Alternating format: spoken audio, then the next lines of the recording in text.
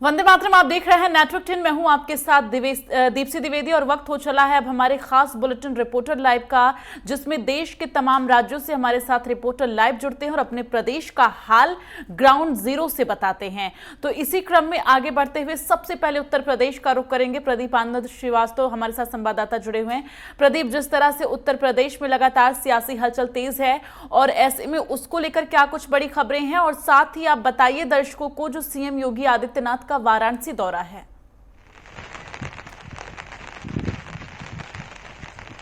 देखिए दीप्ति, अगर हम बात करें उत्तर प्रदेश में जो सियासी हलचल है वो पूरी तरह से तेज हो चुका है। समाजवादी पार्टी ओबीसी को लेकर अब पूरे प्रदेश में जो है मीटिंग करने जा रही है, उनको साधने की कोशिश कर रही है।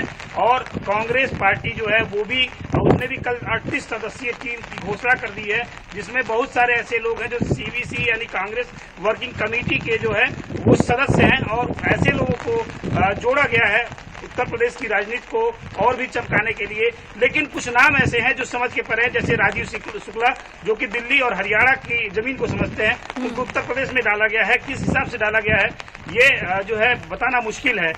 अगर हम बात करें इसके अलावा जो है आज सीएम योगी की, तो सीएम योगी आज चूंकि उत्तर प्रदेश के तमाम जिलों में भारी बारिश सवेरे से हो रही है, सीएम योगी का वाराणसी दौरा है और वह वहां पे बाढ़ ग्रसित जो एरिया है उस एरिया में जाएंगे और लोगों से मिलेंगे। क्योंकि कल नरेंद्र मोदी ने अपने संसदीय क्षेत्र के लोगों का हाल चाल लिया था, उसी के मद्देनजर आज 3 बजे सीएम योगी का दौरा वाराणसी के लिए है।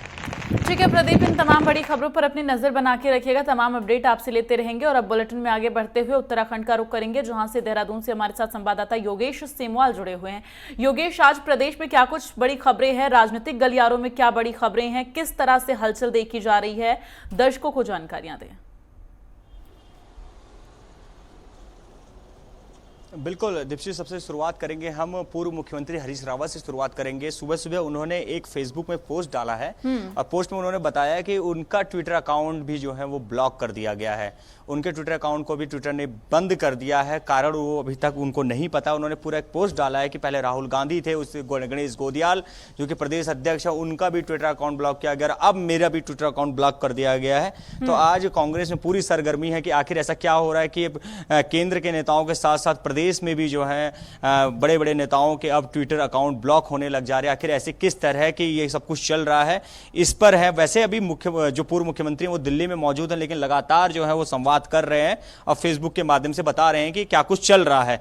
उसके बाद अगर बात करें तो माफ कीजिए, मुख्यमंत्री जो है वो पहुंच चुके हैं, अभी तक दिल्ली के दौरे पे थे और अब वो उत्तराखंड आ गए और आज वो वंदना कटारिया के घर जाएंगे। वंदना कटारिया जो कि ओलंपिक में हॉकी के लिए एक बहुत बड़ा नाम बनकर अब भारत में वापस लौट आई हैं, अब उत्तराखंड लौट आई हैं, उनसे मुलाकात करेंगे। और क्योंकि उनको ब्रांड एम्बेसडर भी बना दिया गया है उत्तराखंड के खेलों का, तो इसलिए उनसे मुलाकात करेंगे। हो सकता है कि उनको जो धनराशि उन्होंने कहा था कि हम देंगे 25 लाख की, वो भी आज उनको दी जाए। ये सभी आज उनका दौरा रहेगा, मुख्यमंत्री उनसे मुलाकात करेंगे और उसके बाद हरिद्वार में रहेंगे मुख्यमंत्री काफ़ी समय तक। फिर बात करें आज, तो आज एक बीटीसी जो अगर बात करें, उनकी रैली है, नंगे पांव वो रैली निकाल रहे हैं अपनी मांगों को लेकर कि वो कह रहे हैं कि लगातार उनकी मांग रही है कि हमें जो है अस्थाई किया जाए। अभी तक जिस तरह से अस्थाई तौर पर वो काम कर रहे थे, लेकिन अब अस्थाई किया जाए, इसको लेकर नंगे पांव सचिवालय कूच करेंगे। वो कार्यक्रम भी अब शुरुआत उसकी होने जा रही है थोड़ी देर में। और इसके बाद अगर बात करें हम, तो मौसम की बात करते हैं।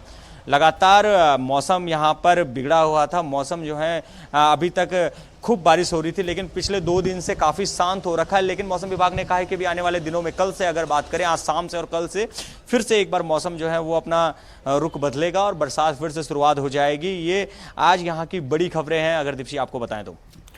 देखिए योगेश, आपने जिक्र किया ट्विटर को लेकर कि हरीश रावत जो कि पूर्व मुख्यमंत्री रहे हैं, तो उनका ट्विटर अकाउंट जो है वो हैक हुआ है, लॉक कर दिया गया है।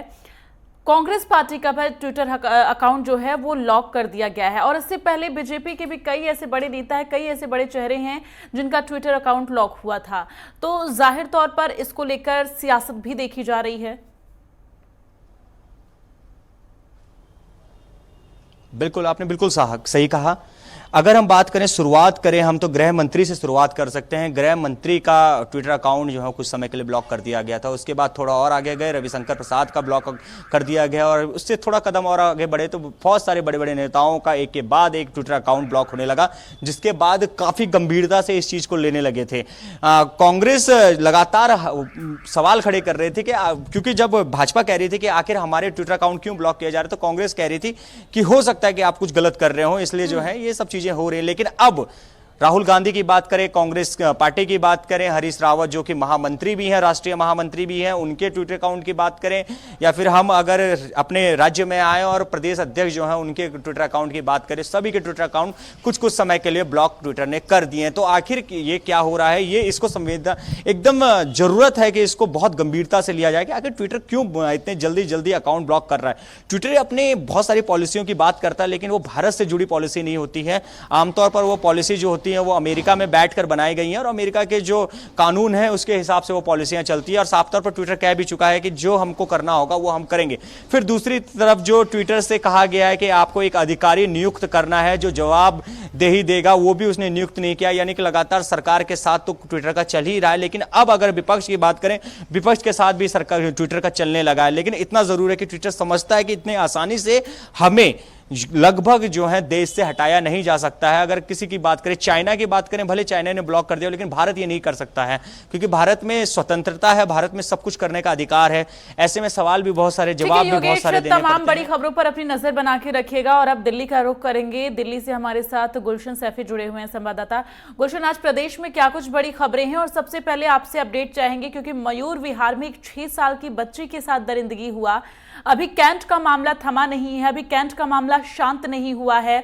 जो बेचारी पीड़िता बच्ची थी उसको अभी न्याय नहीं मिला है, और दूसरा मामला इस तरह से सामने आ गया है।